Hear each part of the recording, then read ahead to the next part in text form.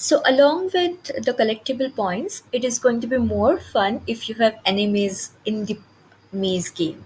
So, what we can do is we can get a zombie who will be chasing our player. So, I'm going to go to the view section and get the toolbox right there on my screen. And then in the models, I can look for zombie. So I'm going to simply type zombie and choose one character that seems appealing to me. So I'm going to pick a drooling zombie. So I'm going to simply click there, and there you see a zombie on the screen. Bingo. Now I can treat it just like a part and uh, move it and scale it uh, to the appropriate size and position. So let me get a little closer to it and or bring that zombie closer to me. Anything is fine. Um, yeah.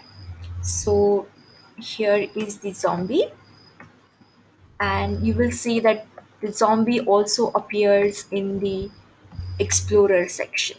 So every time you create or add any new item, be it a humanoid figure like a zombie or a collectible item or parts, it is going to appear in the explorer section. So if sometimes Roblox acts funny and the part or zombie doesn't show up, then you can always figure out whether it is there or not by simply looking at the explorer section here. Okay, so I want to place the zombie mm, somewhere next to this maze. So let the zombie be here. Now, what I'm going to do is I'm going to make sure that these collectible points or pallets are touched and collected only by the player and not the zombie, because the zombie will also continue to move and chase the player, and we don't want the zombie to collect these points. We want to make sure that the player collects these points. So what I'm going to do is I'm going to make some modifications in the script. So I'm going back to the script. I'm going to close this toolbox and make some changes here. So this is my new script. So in if you see, whenever you click on the play button in the explorer section, there is something called players. So players your player is going to appear down this section whenever you hit the run button.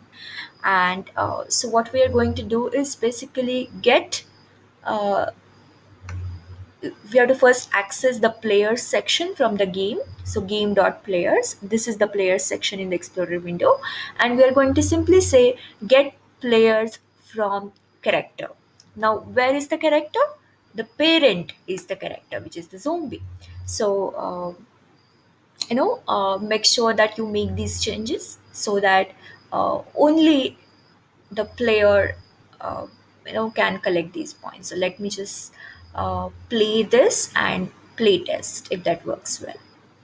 So I'm going to go to the test and simply click on play. Now let's see if the zombie chases the player and if uh, what happens to the collectible points. So let's look at that as well.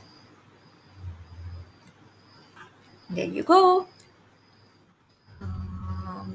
Yes, there is a player. And where is the zombie? Oh, the zombie is chasing the player. So right now we have not attached the player life. Oh, so there is a player life, and the point has been collected. Okay, now let me stop and play again.